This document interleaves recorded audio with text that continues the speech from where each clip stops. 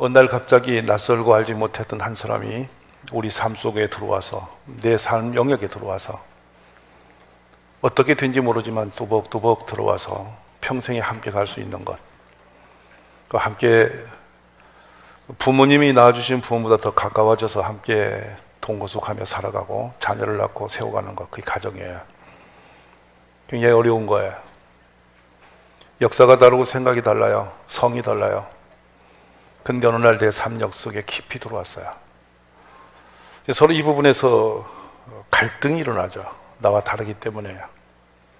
따끈따끈한 마음이 식는 데는 3개월이 채 안 걸린다 그래요. 다름에 대해서 자꾸 보게 되고 알게 되면서 초라한 사람의 뒷모습을 다 알고 읽어버리는 거예요. 그게 부부예요. 부부라는 것은 딱 하나만 무너지면 완전히 없어져요. 그게 신뢰예요. 서로의 믿음이라는 것, 그 신뢰 하나를 붙들고 살아가는 거예요. 얼마나 연약합니까? 눈에 보이지 않는 그거예요. 차라리 동아줄 같으면 더 탄탄히 우리가 만들어서 엮으면 되겠는데 그렇지 못해요. 마음속에 있는 것, 인간의 인격으로 붙들고 있는 것, 그것이 부부예요. 그러다 보니까 너무도 쉽게 부서져요. 부부뿐만이 아니에요. 부모와 자녀도 그렇고 이웃도 그렇고 우리는 많은 관계를 맺고 살아가요. 근데 관계는 딱 하나밖에 없어요. 끈이 신뢰해야 된다는 거. 믿음이 무너지면 모든 것이 다 바뀌어요.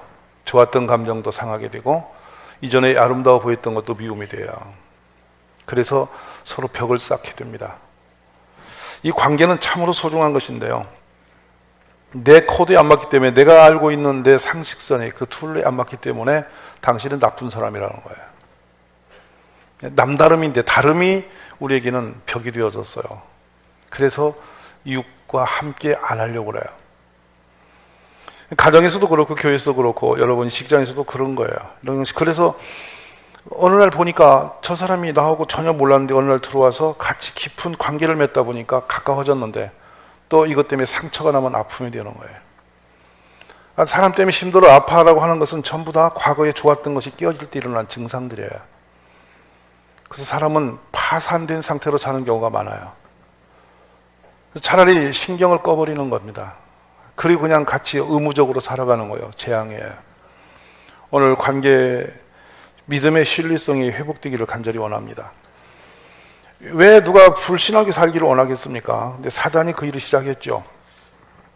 하나님과 참 절대적 관계를 맺었던 아담에게 뱀이 끼고 들어왔습니다. 하나님을 불신하게 만들었죠. 아담이 생각하기는 뱀의 말은 충분했습니다. 이유 없이 선악과를 못 먹게 하시겠냐? 네가 먹는 날에는 하나님처럼 되니까 그것 때문에 못 먹게 했지. 굉장히 격한 감동을 집어넣습니다. 근데 그것이 아담은 그 말을 듣고 나서 흔들립니다. 그리고 선악과를 먹었죠. 먹고 그는 하나님을 피했어요. 숨었어요. 관계가 깨어진 거예요. 그리고 나서 바로 아내와 관계를 깨버리죠. 아담아, 누가 너로 그런 일을 하게 했느냐 할 때에 하나님이 주신 그 여자 때문에 그래 됐다고. 내 뼈 중에 뼈, 살 중에 살이 했던 그 여자가 나를 망하게 한 거 아니냐고. 근데 그 여자를 주신 이가 하나님 아니냐고. 이렇게 아내를 원망하면서 하나님까지 걸고 같이 끼어져 버리는 거예요. 그리고 이내 유일하게 혈족으로서 형제가 있었어요. 아담과 아벨, 가인과 아벨이에요. 동생 시셈이 난 형이 들에서 가서 죽이듯이 쳐서 죽여버립니다. 가장 비극적인 살인은 멀린 듯이 일어나지 않고 가족 속에서 일어났어요. 솔로몬 왕은 세상의 모든 걸 다 가졌던 왕이에요. 근데 그가 전도서를 기록하면서 기가 막힌 관계성에 대한 소개를 이렇게 합니다. 두 사람이 한 사람보다 낫다. 그들이 수고함으로 좋은 상을 얻을 것임이라. 혹시 그들이 넘어지면 하나가 그 동물을 붙들어 일으키려니와 홀로 있어 넘어지고 붙들어 일으킬 자가 없는 자에게는 화가 있으리라. 또 두 사람이 함께 누우면 따뜻하거니와 한 사람이 어찌 따뜻하겠냐. 한 사람이면 패하겠거니와 두 사람이 맞설 수 있고 세 겹줄은 쉽게 끊어지지 아니하느니라. 사람이 관계가 더 진지해지고 더 신실해지면 강한 능력이 되고 축복이 되는 거예요. 우리 그런 삶을 살아갈 수 있으면 좋겠습니다. 하나님 보시기에 모든 것이 만족스러웠습니다. 그래서 복을 내리시고 너무 기뻐하셨죠. 보시기에 힘이 좋았더라 그러셨죠. 근데 좋지 않은 게 하나 딱 있었어요. 뭐냐면 아담이 홀로 있는 거였어요. 사람은 홀로 행복할 수 없다는 거고 안전하지 않다는 거예요. 그래서 하나님이 아담을 잠들게 하시고 그의 갈비뼈로 아내를 지어서 함께하게 하신 거예요. 엄청 중요한 얘기예요. 사람이 관계를 맺어가서 같이 가까이 선다는 것은 하나님이 축복의 통로로 쓰시기 위해서 우리를 축복하시고 위로하시기 위해서 이렇게 붙여주시는 축복이에요. 그러므로 우리는 주님이 맺어준 관계를 함부로 흔들면 안 되는 거예요. 잘 관리하시고 세워가는 축복이 있기를 바라요. 근데 오늘 본문의 말씀이 심각한 메시지예요. 뭐냐면 믿음이 연약한 자를 너희가 받으라. 이 받다는 용어가 용납하다, 이렇게 내가 품다, 이해하다 뜻입니다. 조건절해요. 이 받아야 된다는 거예요. 이 믿음이 연약한다는 것은 여러분 키가 작거나 힘이 없어서 그런 것이 아니에요. 신앙 기준으로 볼 때 나보다 약한 사람이에요. 그가 등치가 아무리 크고 아무리 육체적 힘이 세도 신앙 수준으로 기준으로 볼 때 나에 미치지 못한 사람 다 약한 자란 말이에요. 신앙 기준이 있어요. 믿음도 여러분 여러 가지 단계가 있고 기준이 있어요. 근데 그 신앙 수준들이 나름 다 달라요. 근데 나보다 믿음이 약한 사람은 내 눈에 보기에 부실하게 보이고 부실한 일을 하는 거예요. 내 기준으로 볼 때 온당치 않은 일을 자기도 모르니까 계속 하는 거예요. 그거 보고서 계속 꾸짖고 책망하고 그걸 갖다 비방하면은 먼저 된 자가 나쁜 거라는 거예요. 잘못한 거예요. 나보다 미숙한 사람이 내 앞에서 하는 모든 행위가 못마땅하다고 그를 정리하는 것이 아니라 그를 받아들여야 된다는 거예요. 그래서 우리가 뭐냐면 그 상황이 어땠어? 그 상황이 그래서 그럴 수밖에 없었지라고 이해할 수 있는 그 수준에 가야 된다는 거예요. 받아들이지 못하면 거기서 바로 사망이에요. 깨져요. 그러면서 뒤로 바로 이어서 뭐냐면 그가 어떤 상황이 되어서 그 수준대로 말할 텐데 그걸 비판하는 것은 옳지 않다는 거예요. 오늘 가정 여러분, 부부가 똑같을 수는 없죠. 나와 같아지라고 말할 수 없는 것입니다. 이웃들은 나같이 하라고 할 수 없는 것입니다. 나름대로 살아온 역사가 있고 생각이 있고 자기 나름대로의 툴이 있는 거죠. 그대로 살아가는 것, 서로 인정하는 것이 복이 있다는 거예요. 모두가 다 나같이 똑같아지기를 원하십니까? 그것은 굉장히 실수하는 겁니다. 오늘 관계를 우리가 살려가려면 상대를 인정하는 축복이 있기를 바랍니다. 모자란 대로 또 자기 성품대로 자기 태어난 대로 그냥 그 사람 그래 이렇게 인정하는 것이 축복인데요. 이 사람들이 보면 그렇습니다. 자신에게는 엄청 관대하고 남에게는 비교적 아주 엄격함을 가지고 있는 게 사람들이에요. 자신의 허물은 보지 못하고 남의 허물은 크게 보이는 겁니다. 그래서 우리 보고 들보와 여러분 우리가 생각해 티끌과 비유를 하세요. 예수님께서 제 눈에 있는 들보를 보고 남의 눈에 있는 티끌을 본다는 거예요. 이게 사람의 성품이에요. 그래서 저는 이 말씀을 대하면서 한 가지 이런 게 있어요. 인격적인 문제가 아니고 성령의 은혜 아니고는 불가능해요. 다른 사람을 품는다는 것이. 우리 그러므로 주 안에서 좋은 가정과 이웃관계를 형성하기 위해서는 성령 충만함을 받으시기 바랍니다. 사람과의 관계가 얼마나 중요한지 여러분 아십니까? 얼마나 복된 일인지 아십니까? 오늘 제가 여러 상황의 이야기를 좀 하려고 합니다. 탈무드에 나오는 이야기입니다. 갈릴리 그 산간지대에서 가족을 많이 거느리고 사는 한 농부가 흉년을 당해서 먹을 것이 없습니다. 한 입이라도 덜어야만 됩니다. 그래서 결단합니다. 당신은 아이를 돌봐야 되니까 내가 집을 나감세. 그리고 내가 나가서 한 3년 죽도록 일을 해서 뭔가 좀 가지고 올 테니까 그동안 애들하고 죽지 말고 살아. 기가 막힌 이별입니다. 차마 눈 뜨고 헤어질 수가 없어서 아이들을 놓고 남편은 멀리 길을 나서서 좀 여유가 있는 농장이 좀 큰 집에 종으로 취직을 하는 겁니다. 요즘 말로. 자, 그 상황을 탈무드에서 소개를 합니다. 그래 3년 세월이 흘렀습니다. 덧없이 가는 세월 죽도록 일을 합니다. 주인에게 마음에 들면 한 푼이라도 더 줄까 해서 그 마음을 가지고 죽도록 충성했고 주인도 그 사람을 신뢰하고 같이 힘을 모아서 그 집 기업이 많이 커졌습니다. 욤키프르라고 하는 대속죄일이 왔습니다. 3년이 다 채워졌습니다. 종이 밤에 일을 마치고 주인에게 찾아 들어갑니다. 주인님, 오늘부로 3년이 되었으니 제 삭을 좀 주십시오. 벌써 날이 그리 됐나? 어떻게 하면 쓰겠냐 했더니 현금으로 좀 주십시오. 그렇게 말을 합니다. 그자 주인이 난감한 얼굴로 나는 돈이 없네. 그러세요. 그자 또 이 사람이 머리를 겨우 사다가 말합니다. 그러면 엊그제 걷어들인 곡물 좀 주시면 안 되겠습니까? 나는 자네에게 줄 만한 곡물이 또 없어. 그러십니까? 그러면 주인님 땅 문서라도 한쪽 조금만 안 주시면 안 되겠습니까? 이렇게 물으니까 땅은 정말 없네. 그러자 이 사람이 그럽니다. 그러면 저기 있는 양 몇 마리만 주시지요. 돈도 땅도 뭐 곡물도 줄 수 없으면 저 동물이라도 몇 마리만 주인님 저 양 우리 있는 거 몇 마리만 주시면 안 되겠습니까? 이러니까 저 가축도 줄 수가 없어. 기가 막힌 것이죠. 그자 이 사람이 주인에게 마지막 간청을 합니다. 주인님, 제가 그럼 집에 들어가서 우리 가족들에게 할 말이 없습니다. 뭐다 왔냐면 말도 할 수 없습니다. 증표라도 하나 주세요. 뭘 주는 게 증표가 되겠나. 그러니까 벽에 계시는 이 벽에 하고 깔고 계시는 그 매트 말아서 그걸 저한테 주시면 내가 이렇게 어느 집에 있었다는 증표라도 갖고 가야 가족에게 할 말이 아니겠습니까? 그자 주인이 냉정하니 말합니다. 그건 절대로 안 되네. 아무것도 갖지 못한 채 이 사람이 그냥 빈손으로 고향으로 돌아갑니다. 남편이 돌아오기만을 기대했던 가족이 얼마나 실망스러웠겠어요. 아무 말 없이 집에 가서 가족을 끌어안고 하루 이틀 3일이 지납니다. 부인도 왜 그러냐고 묻지 않았고 본인도 말을 못하고 있는 거예요.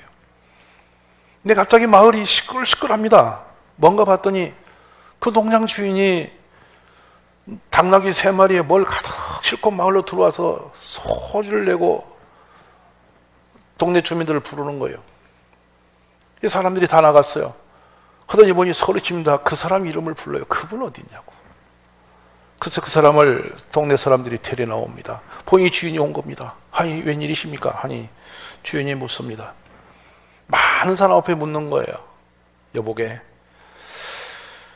자네가 나한테 요구했던 것들이 몇 가지가 있었어. 돈을 좀 달라고 했었지 않는가? 예, 그랬지요. 그래, 내가 돈이 없다 할 때 자네 어떤 생각을 했는가? 글쎄요, 그걸 왜 물으십니까? 사실은 주인님이 사업을 하시기 때문에 어려움을 겪고 돈이 없어지는 모양이다, 이게 생각했지요. 그런가? 내가 가축이 없다고 할 때는 어떤 생각을 했는가? 다른 사람에게 다 저당 잡혀서 몫이 없다고 생각을 했습니다. 그렇든가? 땅이 없다고 할 때는 어떻게 생각했는가? 그거 역시도 주인님이 사업에 어려워서 남에게 다 이렇게 빼앗긴 걸로 저는 그렇게 생각했습니다. 그래? 그 곡물이 없다고 할 때는, 내 창고에 있는 곡물이 없다고 내가 말할 때 자네는 어떤 생각을 하게 됐는도? 하니 이 사람이 말합니다. 저것이 아마 하나님께 드리려고 결정해서 그러지 않겠나. 주인 몫이 없으니 그러시겠지. 주인의 입장을 그렇게 생각을 했다 하는 겁니다. 벽에와 그 매트를 달라고 할 때는 어떤 생각을 했어? 이렇게 물을 때 그 종으로 살았던 분이 말합니다. 아마도 하나님께 헌물로 드리려고 했거나 소유물이 없어서 그러지 않겠습니까? 제가 그래서 그냥 오하십니다, 이렇게 말합니다. 그자 주인이 말합니다. 자네 내 아들 알지? 후르가노스가 좀 거칠게 살지 않는가? 그래, 내가 어느 날 하나님께 사실은 서원을 했다네. 우리 집의 모든 걸 하나님께 드리기로 결심을 하고 서원을 해서 돌아보니 자네에게 줄 것이 하나도 없었어. 참으로 내가 마음이 힘들었어. 근데 자네가 달라고 하지 않아도 먼저 줘야 하는데 달라고 또 못 줄 때 내가 너무도 어려웠지. 그래서 내가 납비를 찾아갔네. 찾아가서 상황 얘기를 했더니 납비께서 이야기를 하시더만 하나님께 서원한 거 과하게 했으면 납비아비가 중의를 쓸 테니 증인이 될 테니 정리를 하자 해서 자네 몫을 정리했어. 그래서 자네가 원하는 거 여기 다 싣고 왔네. 돈도 왔고 동물도 왔고 자 땅 문서도 일부 떼어왔고 넉넉히 가 있는데 자네가 원한 것보다 3배를 좀 더해서 나름 계산해 왔으니 가지고 살게. 탈무드에서는 이런 말을 왜 할까요? 유대인들에게는 왜 이런 메시지를 주고 있을까요? 유대인 아이들은 어려서부터 이 메시지를 듣고 이 스토리를 가슴에 품고 삽니다. 우리 너무 관계가 얄팍하지 않습니까? 너무 허잡지 않지 않습니까? 작은 일 하나만 만나도 훅 해서 감정되고 폄하해버리고 비판해버리고 정리해버리고 막 싸움해버리고 원수 만들어버리고 그렇게 살지는 않습니까? 혹시? 부부간에도 그러지 않습니까? 그래서 가정을 얘기할 때 어떤 책은 파산된 조직이라고 말하는 경우도 있습니다. 가정을 안전하지 않고 파산이 됐다 이미. 심각한 것이죠. 여러분의 관계는 얼마나 돈독하며 얼마나 신실하게 연결되고 있습니까? 어떤 이해적 타산이 조금만 흔들리면 와르르 무너지는 것은 인간적 관계가 아닙니다. 그런 관계로 여러분 맺고 있다면 정말 진정한 사람 됨됨의 역사가 아닌 거예요. 요즘에 새삼스럽게 제가 깊이 이 문제를 놓고 기도하게 하고 참 아픔을 가지고 이 부분을 생각을 깊이 해봐요. 가정이 안전한가? 믿을 만한 사이일까? 얼마나 상대를 상대적으로 이해하면서 품고 그쪽 눈으로 볼 수 있는 생각을 가지고 있을까? 우리가 신앙이라고 말할 때 여러분 믿을 신자를 쓰는데 사람 인변에 말씀문을 붙입니다. 말을 믿는 거예요. 안 보이는 그 사람의 말을 신뢰하는 거. 이것이 신앙의 출발이에요. 사람 관계도 마찬가지예요. 신뢰. 믿지 못하는 관계는 스스로 자신이 자멸의 그 함정을 파는 것과 똑같습니다. 주변에 있는 사람 믿으셔야 돼요. 믿으시면 안전해요. 서로 신뢰성이 커질수록 행복해요. 우리 신뢰의 믿음의 역사가 다시 한번 회복되기를 기도하시기를 바랍니다. 에덴 동산에 신뢰를 깨버린 건 뱀이었고 그 뱀의 말을 듣는 순간에 하나님의 관계가 깨어져 버리고 부부의 관계도 무너지면서 형제 관계도 다 무너져 버렸어요. 그래서 이제는 원수처럼 변해버렸어요. 가정도 그렇고 사이도 그렇고 이 땅에 지금도 안전한 신뢰 관계가 정말 없어졌어요. 근데 그 신뢰 속에 그 선악과 속에 나온 중요한 언어가 하나 있어요. 네가 하나님처럼 되어라는 거예요. 그리고 선악을 분별하게 된다는 거예요. 이게 안경이에요. 이게 선하고 이건 악하다는 기준을 내가 만들어 갖고 있는 거예요. 사랑하신 여러분, 우리가 가지고 있는 선악의 기준선이 온전한 것일까요? 100% 안전한 것일까요? 그래서 어떤 책에는 그런 표현을 합니다. 사람들은 전부 각자 자기 안경을 썼다. 근데 그 불안전한 안경을 쓰고 그 안경을 통해서 사람을 평가하고 보면서 세상을 보더라.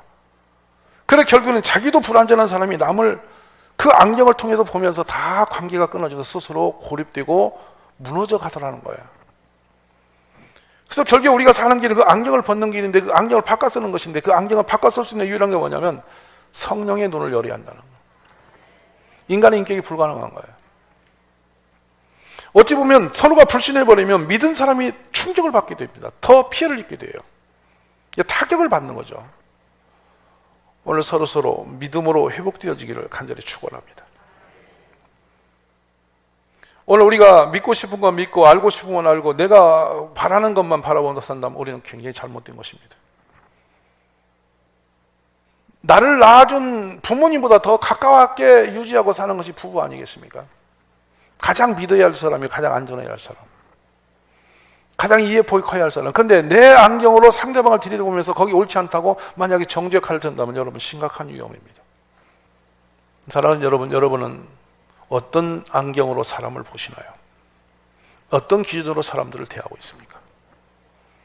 이 부분에 저는 이 말씀을 제 자신에게 묻습니다. 너무도 부실하고 너무도 형편이 없어요.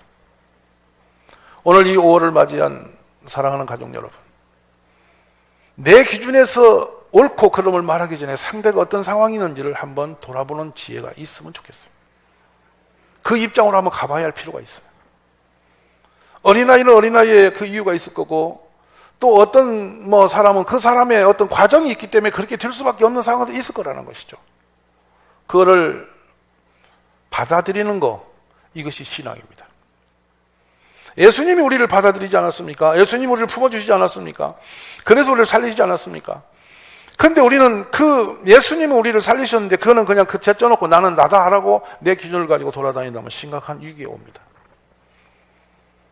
저는 이제 개인적으로 가장 힘들 때 몇 가지 성경 구절이 있습니다. 유심히 보면서 돌아보고 또 묵상하는 성구절이 있는데 요한복음 8장입니다.